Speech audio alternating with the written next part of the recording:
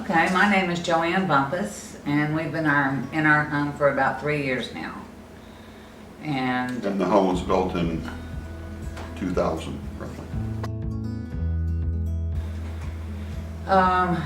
well, cracks in the walls and and some cracks in the tile.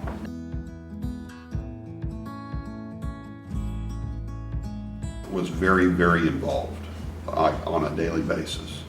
And so the crew was great to work with. Everyone was very polite. They were, as a crew, they kept the place as clean as they could keep it. The foreman, Diego, he and I got along extremely well. Yeah. He was able to communicate to me what was going on. He was able to explain to me the dynamics of what he was doing. It was very obvious that he knew his business and he knew what was going on, and he was very conscientious. So he tried very, very hard to make the whole process as palatable as possible. Absolutely. It's in fact, to this day, we still haven't done any touch-up because most everything just went back together.